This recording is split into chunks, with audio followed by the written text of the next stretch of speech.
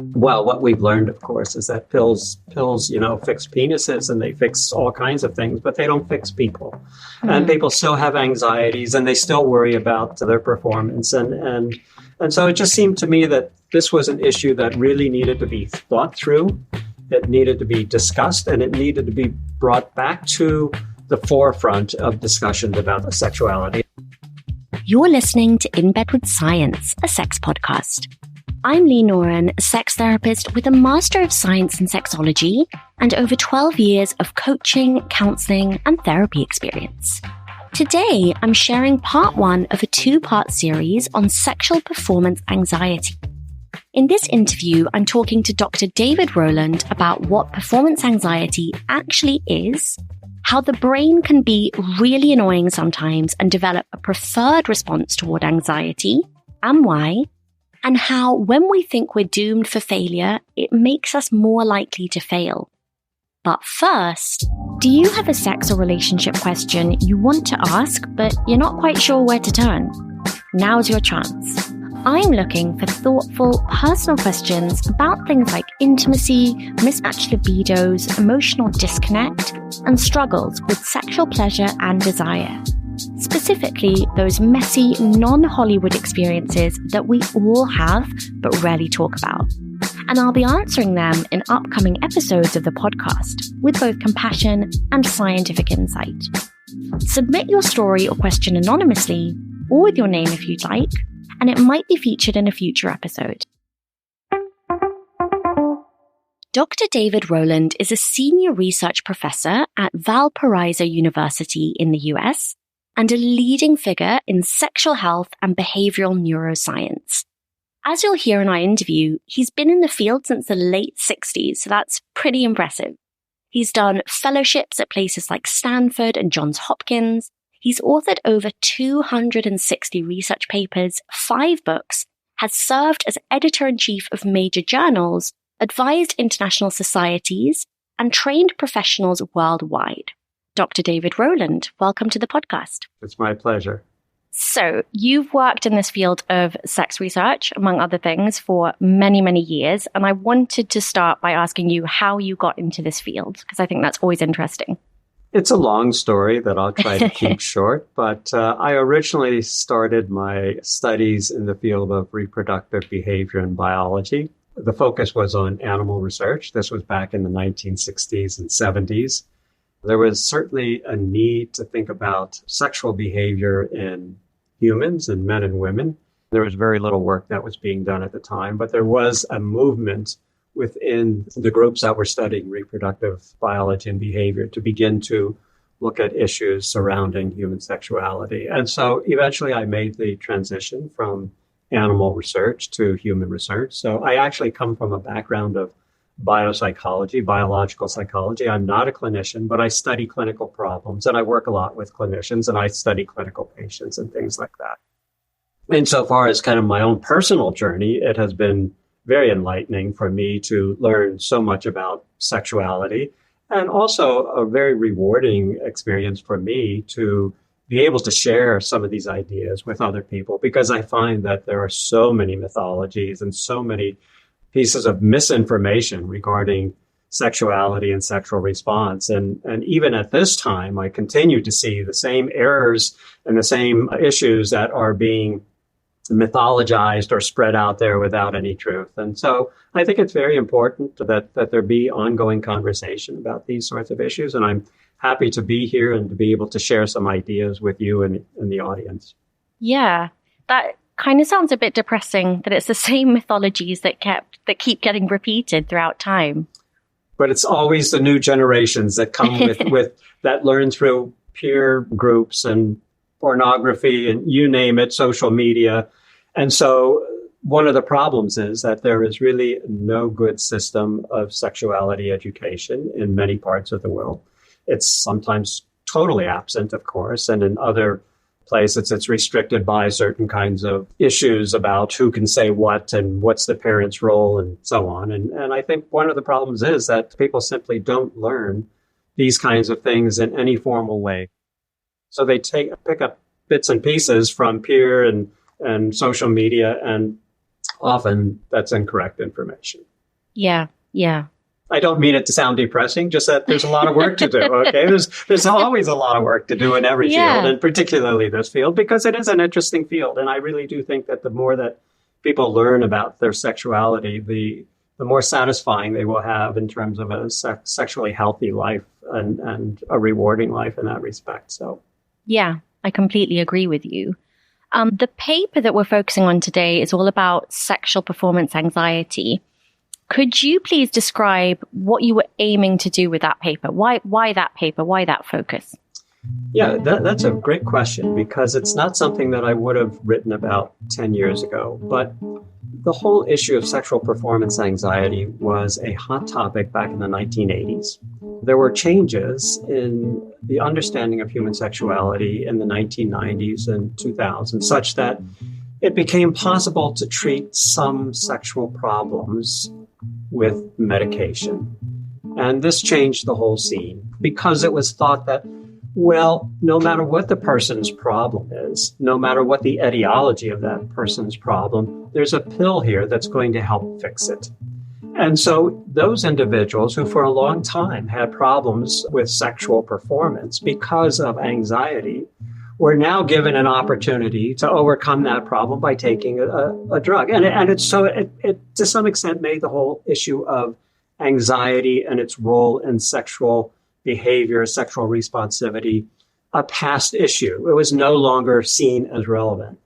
Well, what we've learned, of course, is that pills, fix penises and they fix all kinds of things, but they don't fix people. And people still have anxieties and they still worry about their performance. And so it just seemed to me that this was an issue that really needed to be thought through. It needed to be discussed, and it needed to be brought back to the forefront of discussions about sexuality. And I'm not saying that this paper has achieved that, but I hope that it's one step and that other people will begin to think about the role of sexual anxiety and specifically sexual performance anxiety insofar as people's behavior with their partners and so on. I thought that was beautiful how you put it. Pills fix penises, but not people. Yeah, it's absolutely the case. They fix they fix the physiology, but they don't fix the whole person. So, and this is something that we've learned from generations of giving people pills, that often the pills are discarded at some point because while they might temporarily fix the problem, they really don't help the person in the kinds of areas where the person really needs help. And that may be in communication with the partner. It may be relationship aspects. It may be building self-confidence, all of these other kinds of issues that play into a good, healthy sexual relationship. Just thinking about, some of my clients, what I see as well is even sometimes when you fix anxiety in one domain, it will kind of hop over to another domain as well. So maybe erectile issues aren't a thing anymore, but there might be something else that then becomes the thing they develop anxiety surrounding anyway. Absolutely. So people have, and we can talk about this later as we go through some of the other issues, but there are dispositions and there are situations. And I always like to keep both of those aspects in mind. In other words, what is that person's situation at this time and how is that contributing to a problem? What is that person's disposition? And that disposition referring to the characteristics that person brings to that particular situation. And of course, we all bring different things based upon our experiences, our genetics, our, you name it, our rearing, et cetera, our peer groups. We bring different things and those become our dispositions and they interact with the situations. And so therefore you change the situation, the disposition may not change. You change the disposition, the situation may still be a very powerful set of stimuli that are having this effect on the person and creating the anxiety or moving the anxiety from one place to another place.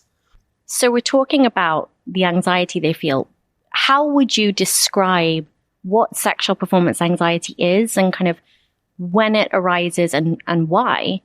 Yeah, I think the way to start this is to talk about the three basic aspects of sexual performance anxiety. Okay, so I first want to make the distinction between sexual anxiety, of which there are a number of different kinds of sexual anxiety. And in fact, there will be a paper coming out on this fairly soon, on which I'm a co-author.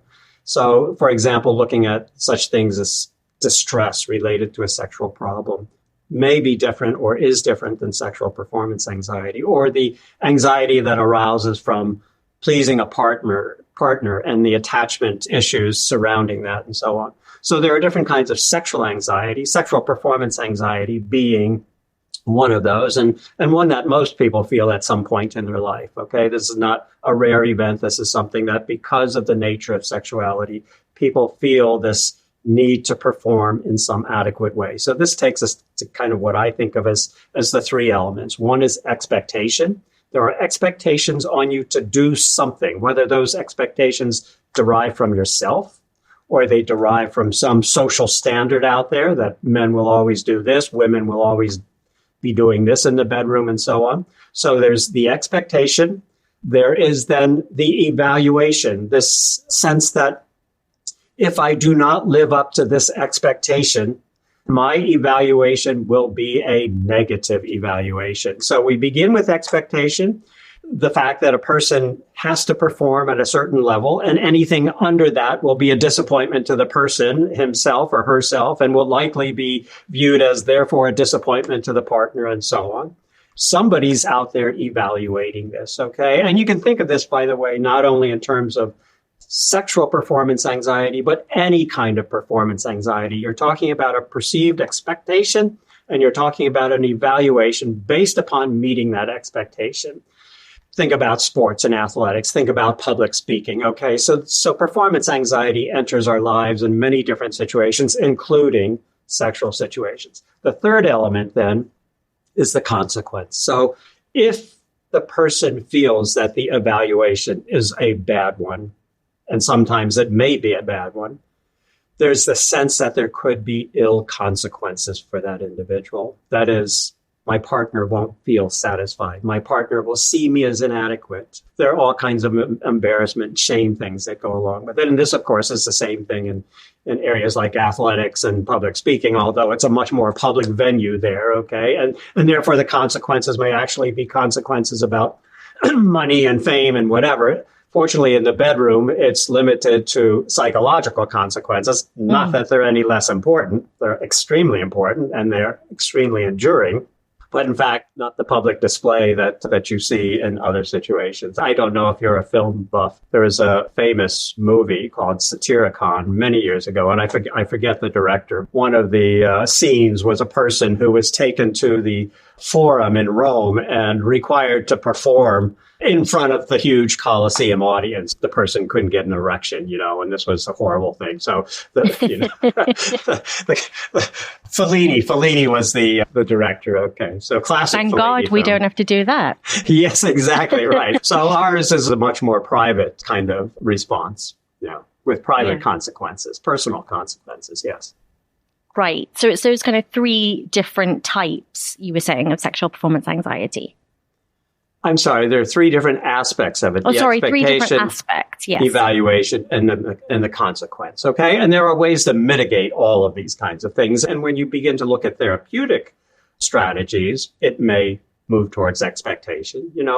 Don't set yourself up for failure because you have an expectation that's unrealistic. It could be the evaluation component, okay? The whole idea of couples therapy. It's no longer this person who's being evaluated. It's a couple who's looking at this situation and looking for a solution, okay? Or the consequences. The consequences may be overstated or overthought or whatever. And the consequences may be very insignificant in the long run.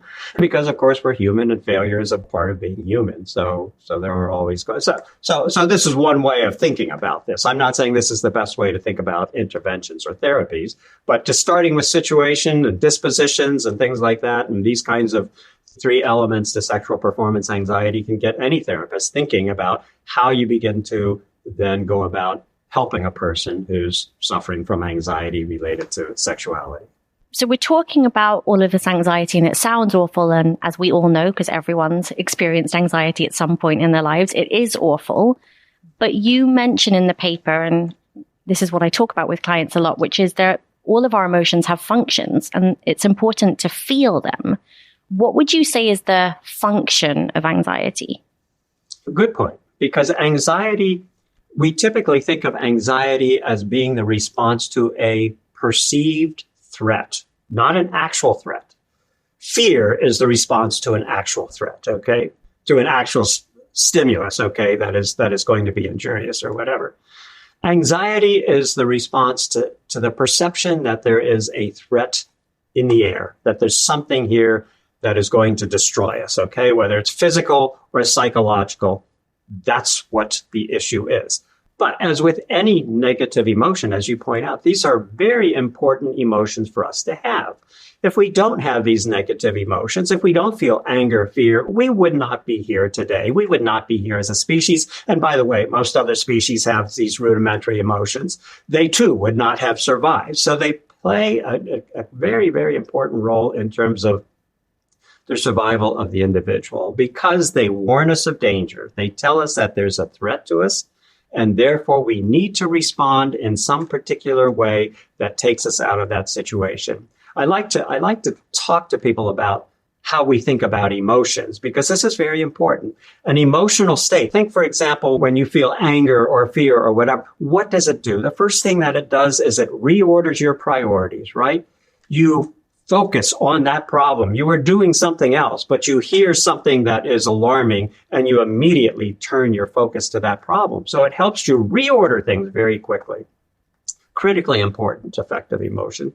The second thing that it does is it channels or it energizes you. It activates a response. And again, think of any situation where you've been emotionally upset. You want to respond. You want to do something about it. And sometimes we do things that are not helpful. We respond rashly and so on. Okay. But that's the whole point of an emotion, is to warn, is to make certain that the person is energized to respond in that particular situation, so as to deal with that particular threat that might be there. So that negative emotion is serving a very, very important process. I can also talk, and maybe this is not the time to talk about this, but how these negative emotions and how anxiety can then interfere with sexual response. Is that something that we should talk about at this point? Is this okay? Yeah, absolutely. Okay. Go for it. Okay. Well, something that's very important to realize is that anything that we feel, such as a negative emotion, has some kind of representation or corresponding set of events in the brain. And for any negative emotion, and anxiety would fall into this category, there is going to be a response in the brain that is going to alert a lot of other parts of the brain. And we talk about the amygdala, for example, in the paper. The amygdala we think of as kind of a center for learning emotion or emotional learning. This is the center of the brain that is essentially responding to the information that there may be a threat in the environment.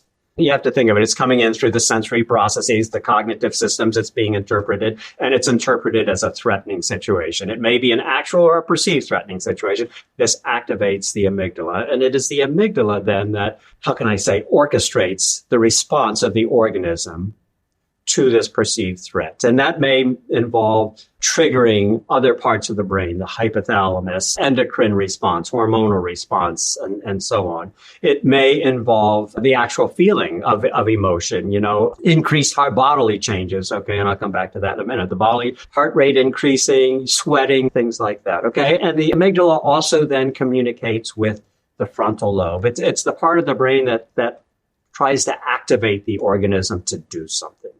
So, for example, I've mentioned before, any emotion, negative emotion, is going to energize the organism to do something. And the amygdala is that part of the brain that basically suggests that this is what we should do. In the really raw or rudimentary system, what I call the Paleolithic brain or the alligator brain, that brain underlying down there, that response is going to be fight or flight. But as humans, we learn to moderate that response, okay? Our frontal lobe sometimes says, no, it's not appropriate to get into a tussle with this individual. It's not appropriate to run away. You're going to look like a fool if you run away at this time. So it is the frontal lobe that begins to moderate our responses and help us deal and manage these strong urges of fight or flight that are coming from the amygdala. And the amygdala eventually learns, kind of in connection with the frontal lobe, this is the best procedure that seems to work in the past, and this is what we will do. But I will tell you, the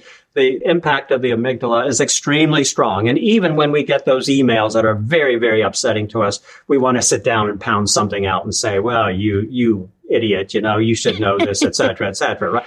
The frontal lobe is the part of the brain that says, okay, don't push the send button today. Let's wait until tomorrow, okay? But part of all of this is the activation of the sympathetic nervous system. And the sympathetic nervous system is that part of the brain that responds that prepares the organism for the fight or the flight.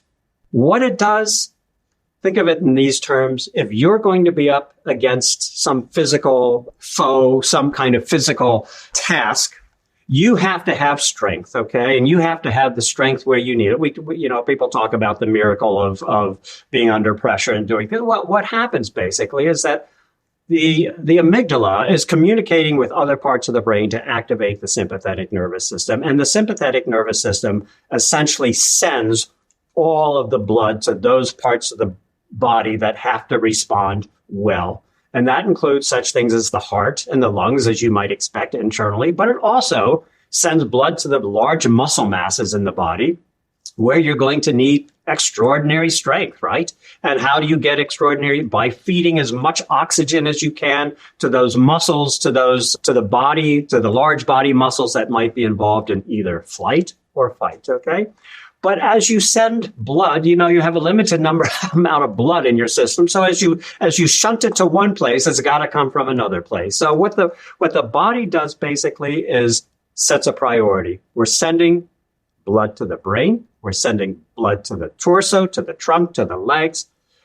We have to take blood from other places, and we're going to take it from where we don't need it. We take it from the hands, from the fingers. We take it from the nose, from the periphery. We have a cold nose. We have the cold hands, and so on, okay?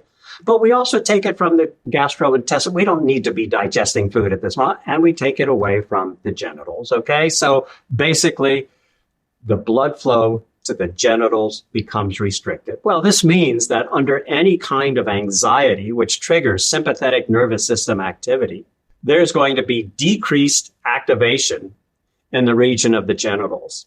And so by definition, under stress and anxiety, people's sexual responses are going to be dampened because the blood that is needed to engorge these organs is simply being used elsewhere, okay?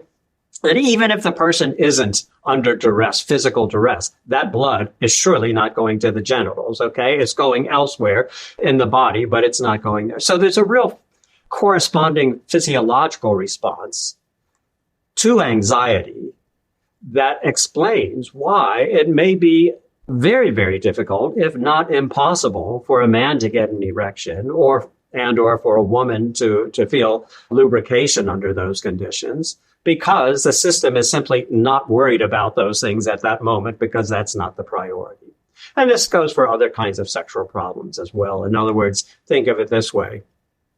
And this is not so much of blood shunting, but think of it this way. The last thing that a person needs is to feel really sexually desiring at a time of stress, okay? That comes later, okay, in the moments of safety and security and courtship and so on. But so under long-term stress, you can begin to see how these kinds of systems will actually, in a sense, turn down the level of sexual responsivity, of sexual desire, and so on. So I don't know if that gives you the sense of I could go on and on, but I think you probably have other agenda items here. So No, this is really interesting. I think it's so important that you talk about it from that perspective as well, because I think especially on social media, a lot of people get the impression that anxiety is almost like a mindset thing and it's only psychological.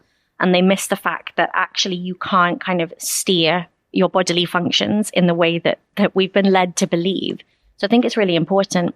What it made me think about is, what about for people who kind of use sex or masturbation as a way of kind of almost regulating their anxiety? Would you say it's almost like they haven't reached a peak anxiety threshold, therefore they still have sexual function? Or how could we understand that? Well, here's one thing to think about, and that is that, again, there are different kinds of anxieties, okay? And if the anxiety is somehow impinging upon the person's sexual life, then it is likely to affect the person's sexual response. But that's not always the case. The anxiety may come from a totally different set of situational factors.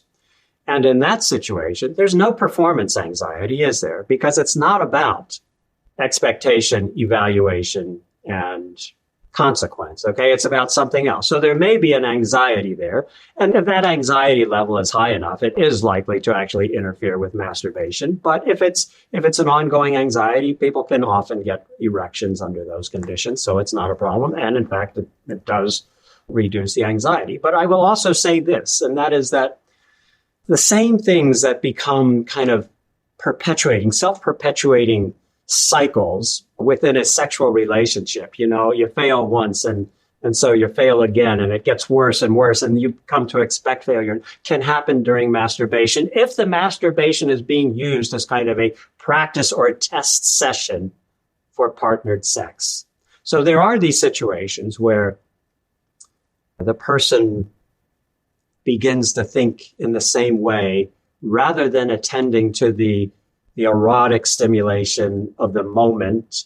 The person is beginning to attend to what's my body doing.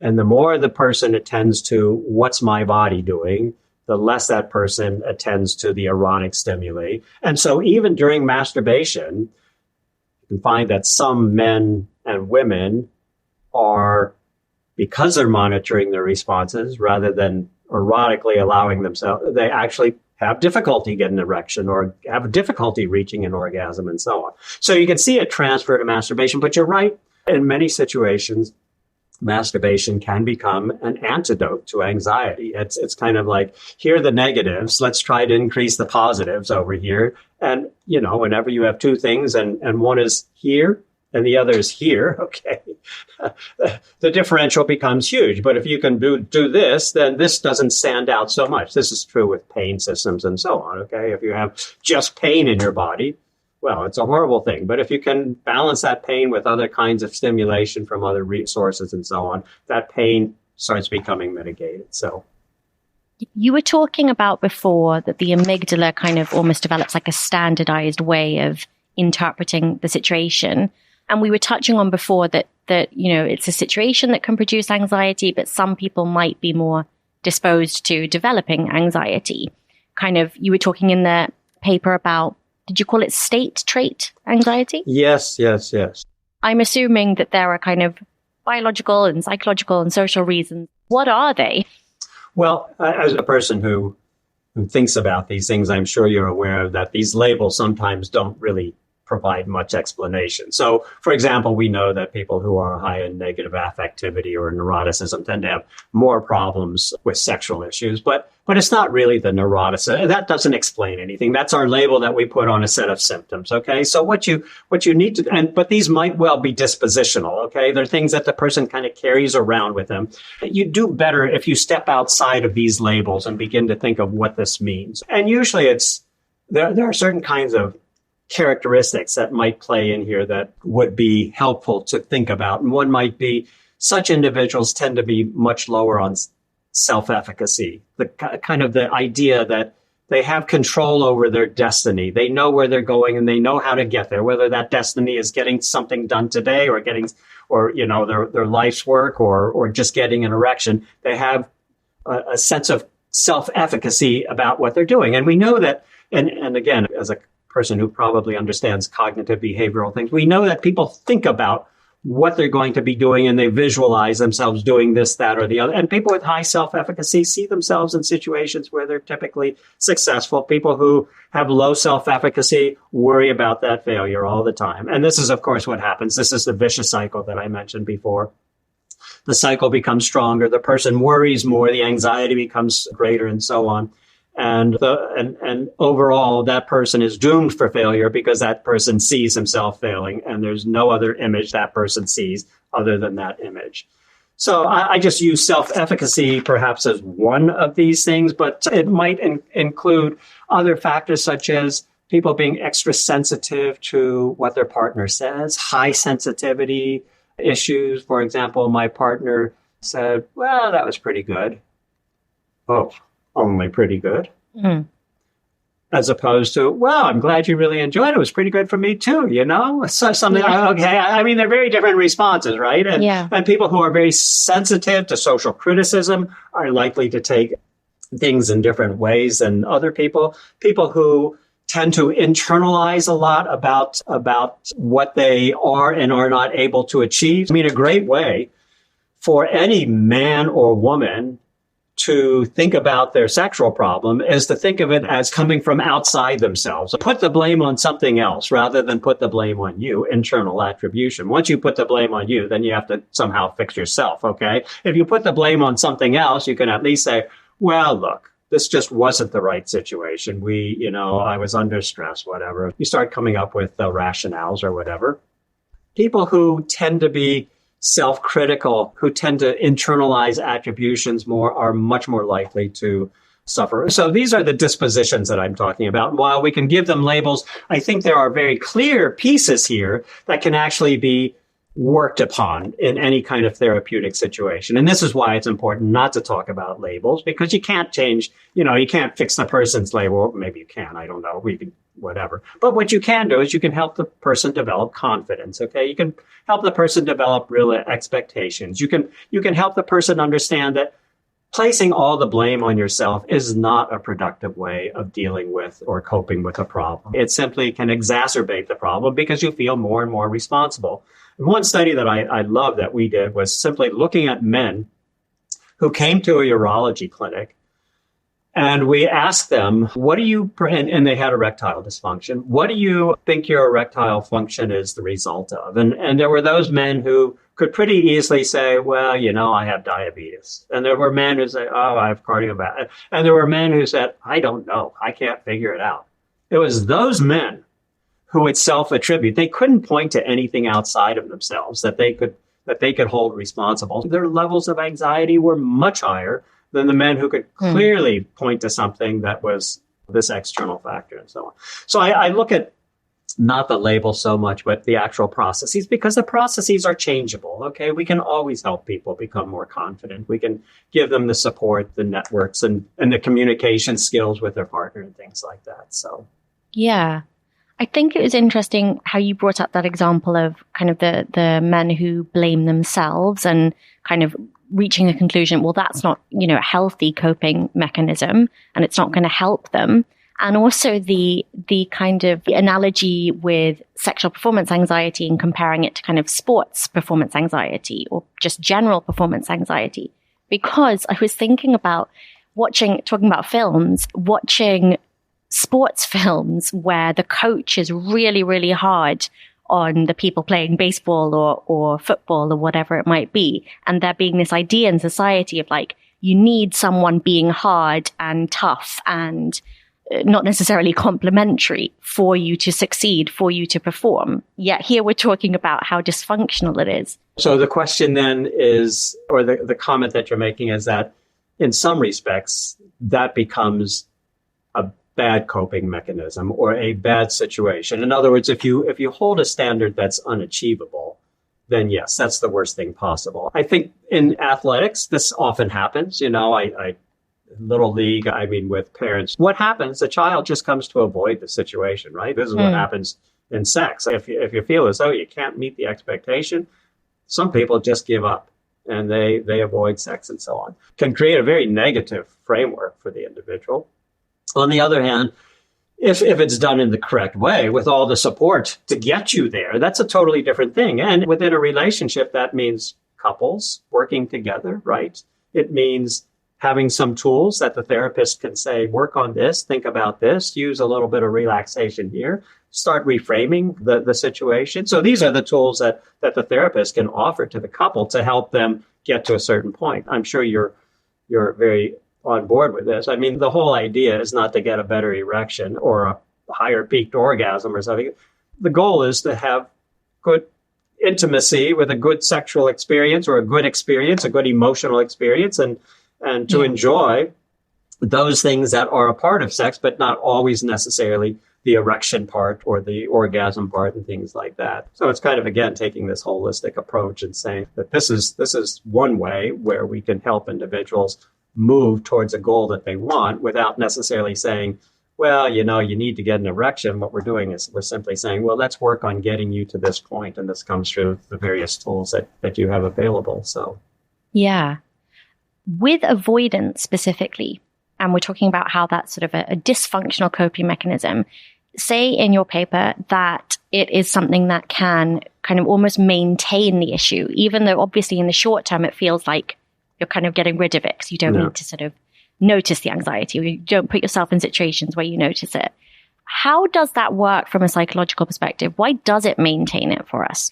Well, a lot of our understanding of this comes from animal research, okay, from the rat research of the 1960s and 70s, where a rat would experience a shock in some kind of a chamber and would learn very well to avoid that part of the chamber forever, okay, forever, would never go there, would never test again whether that shock was there, even though the shock may have been given once, one failure, okay, the rat would never go back there. So there is the replacement of an actual stimulus that can be injurious, a shock, with the fear surrounding that particular environment. There's never a test of whether that stimulus is there. And a lot of people who have sexual performance anxiety actually get over it on their own, okay? So this isn't something that is the worst possible thing in the world. People have their own little strategies for doing this, and it may be in conjunction with their partner. It may be trying this, that, or the other thing. It may be taking the emphasis off an erection or an orgasm or whatever, okay? And these are the kinds of things then that play out well. But the thing that doesn't play out well is never testing the situation again to see if the shock is there or to see if the actual stimulus is there. Sometimes it's important to go back to a situation and say, okay, I'm feeling a little more confident today. I'm feeling better physically. I'm psychologically up for this. And I'm just interested in your body as my partner or whatever.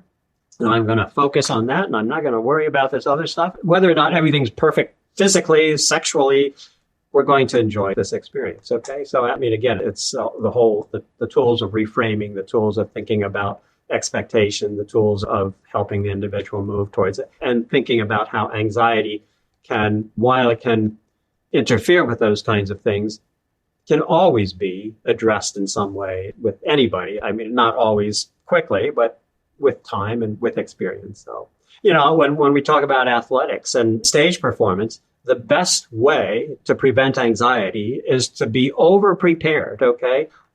Super prepared, to have everything down to a reflexive process. And this is what actors and athletes do. Everything becomes reflexive. If they have to think about what they're doing, you can bet that they will fail at what they're doing. They don't have to think about what they're doing because it becomes so ingrained in them. Now, sometimes there's a disruption of that process for whatever reason.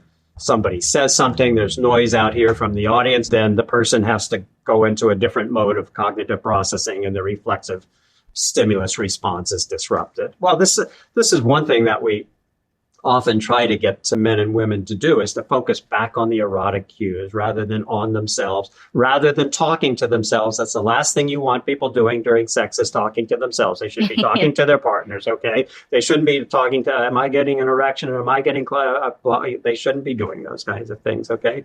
They should be paying attention to the moment. Hence the whole mindfulness approach towards sexual problems, right? I mean, it's attention to the moment and enjoyment of the moment and letting everything else go. So a lot of therapies are actually based upon the idea of managing anxiety in one way or another by keeping the focus on these particular erotic cues and not on all the other conversations that you could be having about what you're doing and not doing and so on.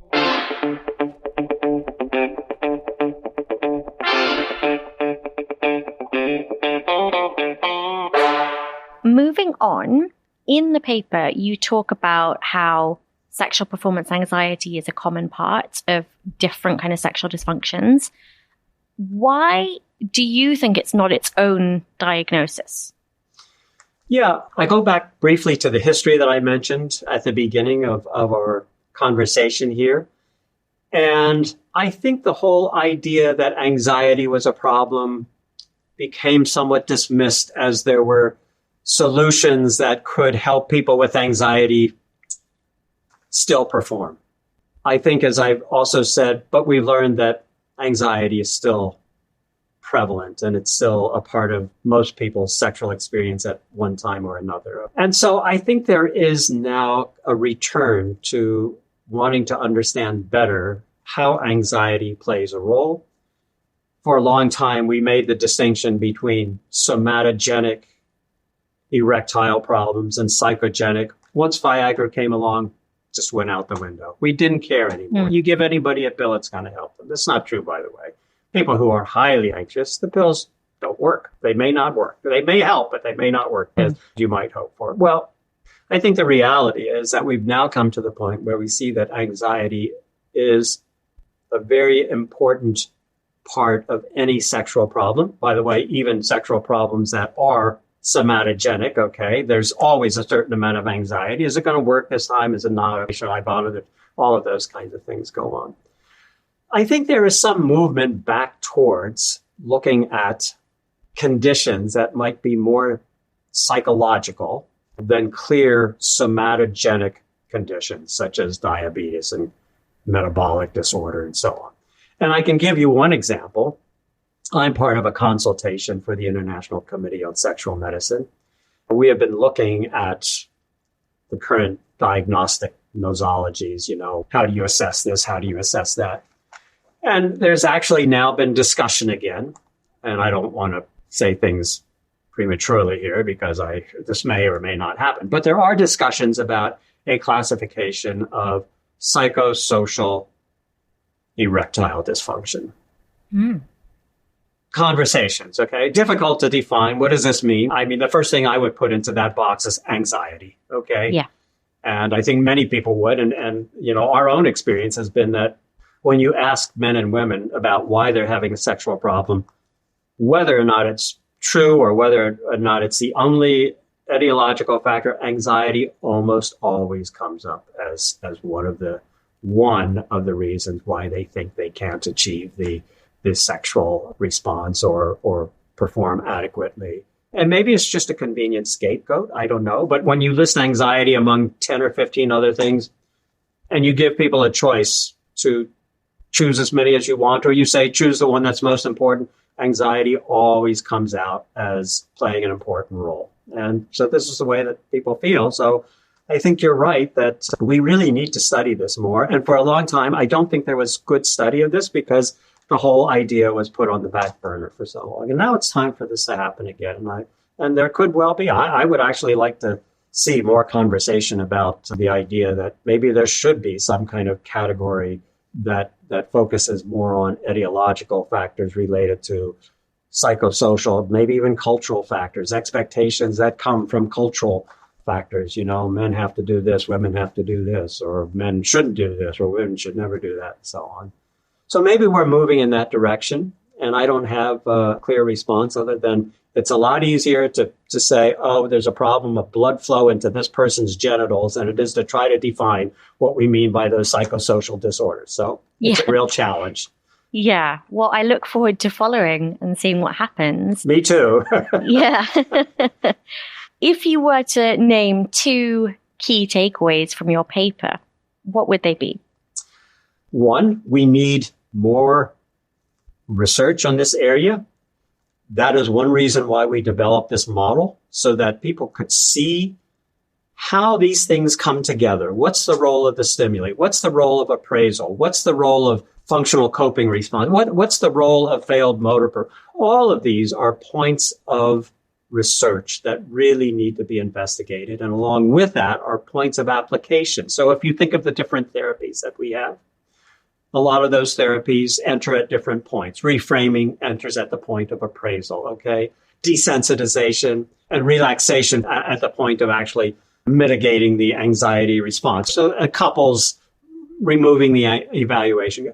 So there are both research reasons and application reasons to think in terms of models like this. That's the one thing. I think the other thing that I want people to take away from this is that we can understand more about sexual anxiety if we pay attention to it. And we can help people through their problems if we pay attention to this very overwhelming sort of process.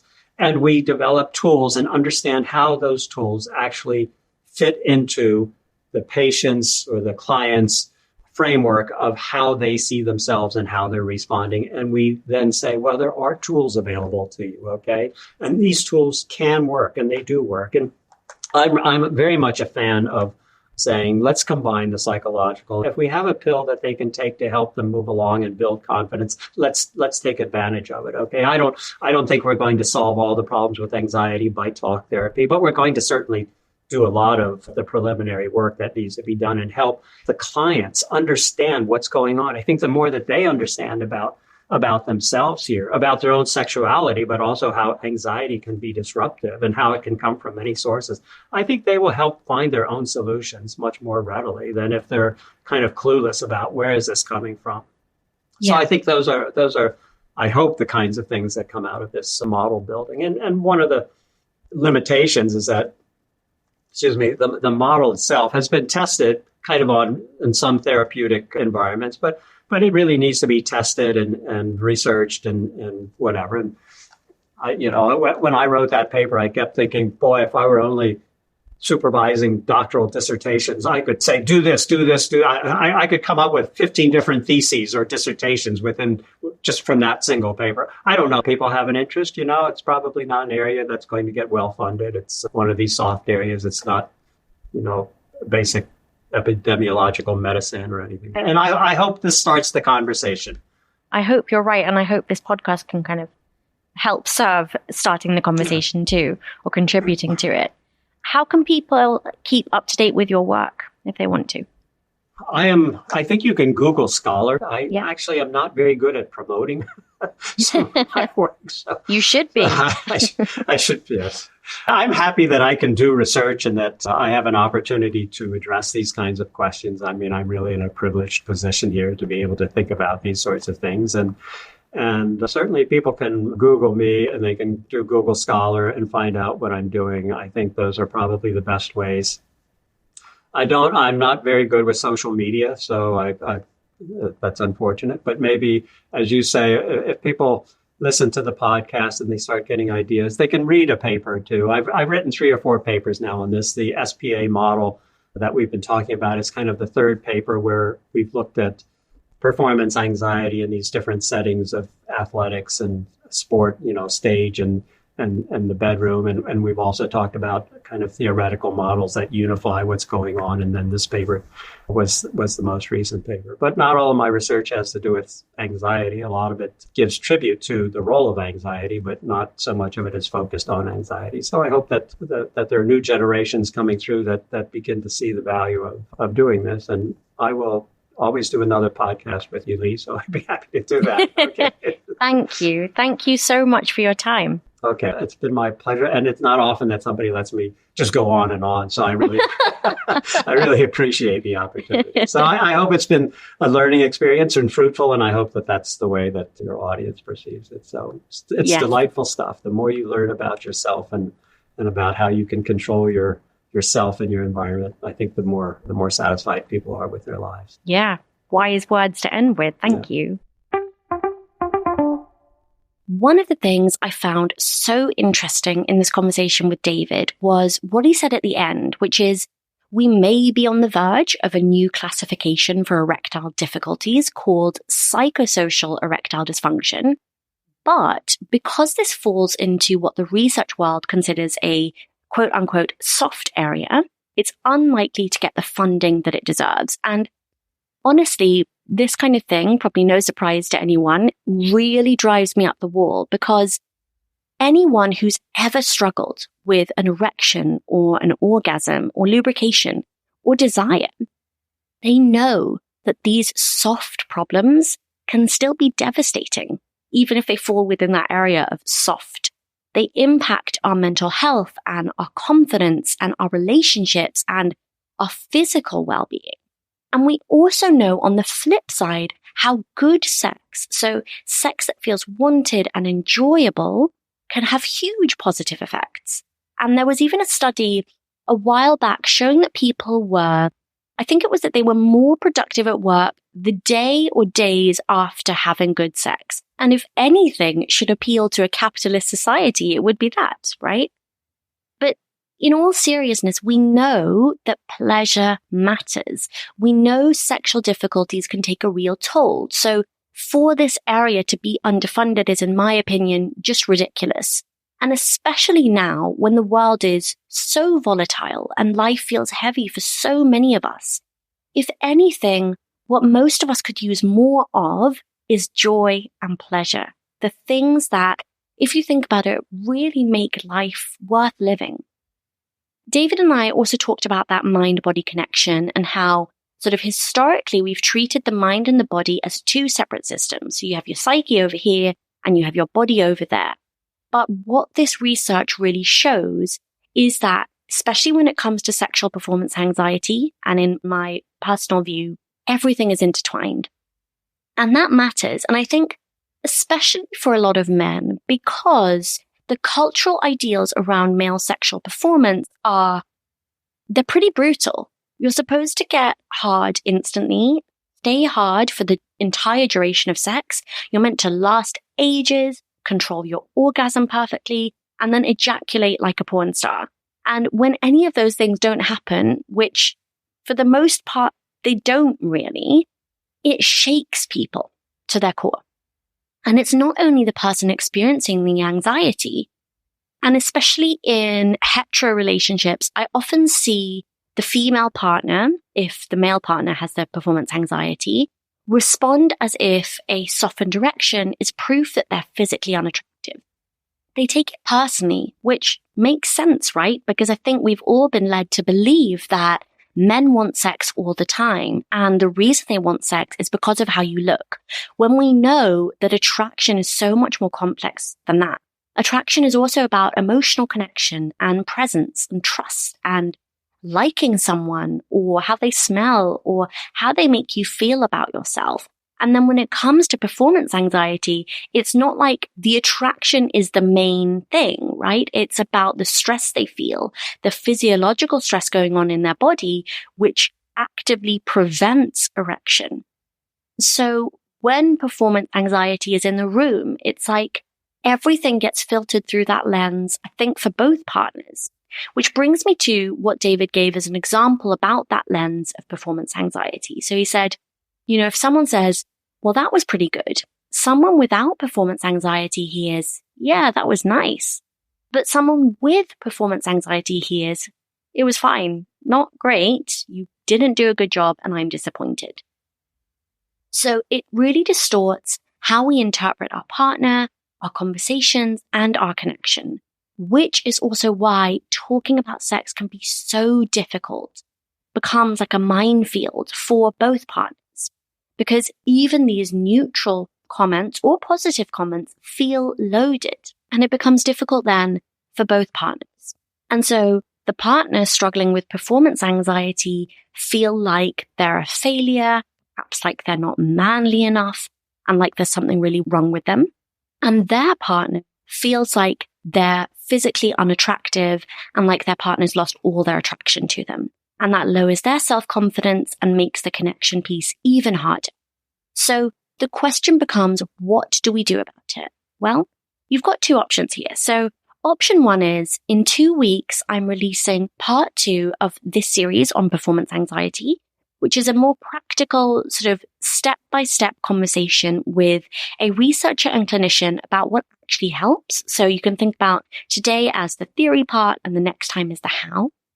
Option 2 is, if you don't want to wait, this is literally the speciality of my one-to-one online program, Redesire, where I work with people every day who experience different kinds of sexual anxiety, one of them being performance anxiety.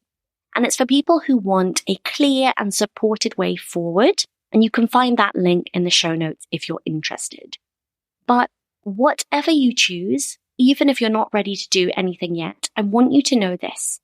You're not alone, and it can get so much better.